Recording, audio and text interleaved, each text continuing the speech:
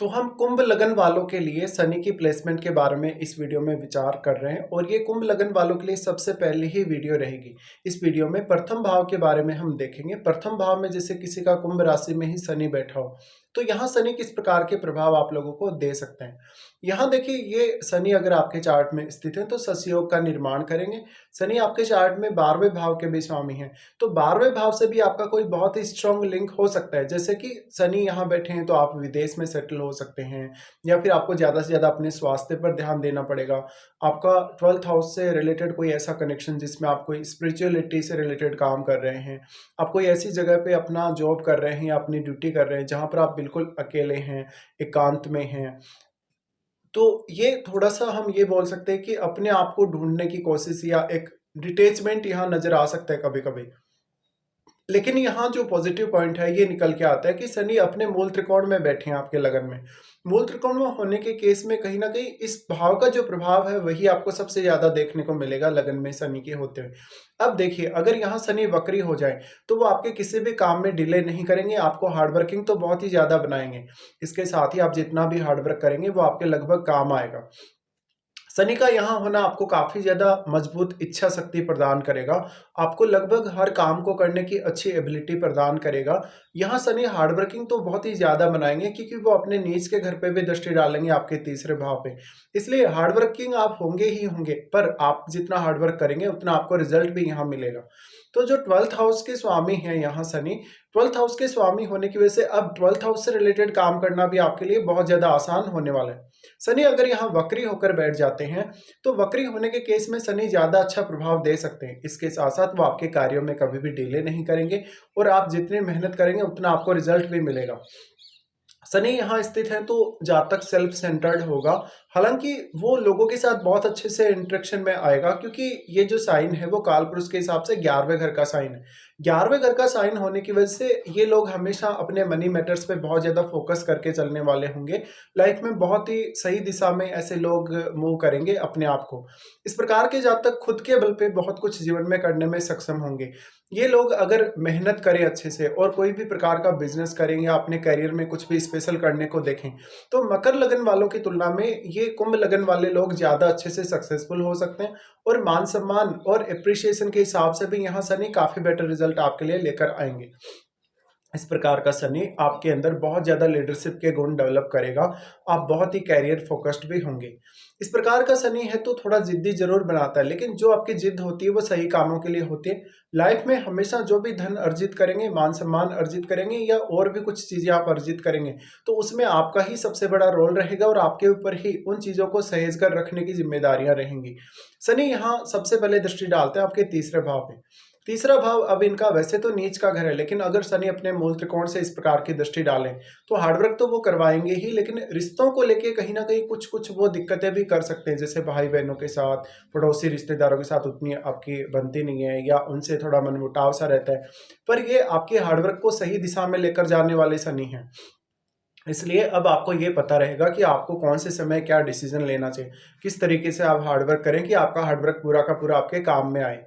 यहाँ शनि के स्थित होने से बेसिकली आप शुरुआत में बहुत ज़्यादा स्ट्रगल करेंगे कभी-कभी लाइफ में, और वो स्ट्रगल बाद में आपके बहुत काम आएगा। लेकिन इस प्रकार का शनि आपको काफ़ी ज़्यादा मैच्योरिटी देगा। उम्र बढ़ने के साथ-साथ आपकी डिसीजन मेकिंग की जो क्षमता वो और भी ज़्यादा अच्छी होती जाएगी और आप हार्डवर्क काफ़ी अच्छे से करते जाएँगे।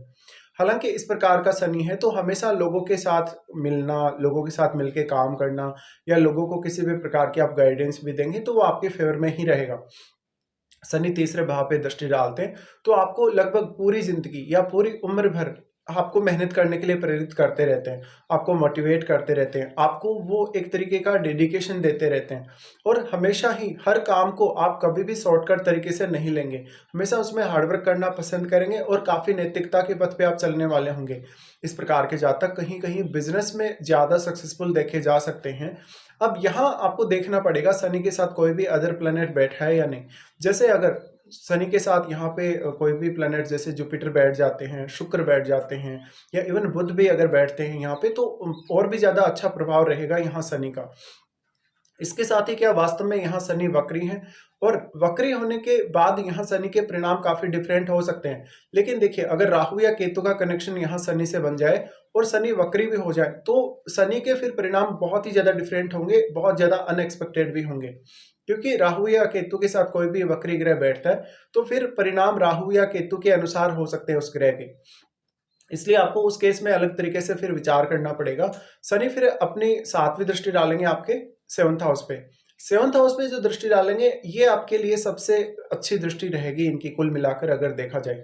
क्योंकि यहाँ ये दृष्टि डाल रहे हैं तो लोगों के साथ आपके संबंध बहुत अच्छे रहेंगे, लोगों से आपको सपोर्ट बहुत ज़्यादा मिलेगा, मान-सम्मान या एप्रिसिएशन बहुत ज़्यादा मिलेगा, लोगों को आप बहुत अच्छे लीडरशिप के गुर सिखा पाएँगे या कोई अच्छी ऐसी शिक्षा दे पाएँगे, कोई अच्छी ऐसी एडवाइस दे पाएँगे जो वास्तव में लोगों के काम आएगी।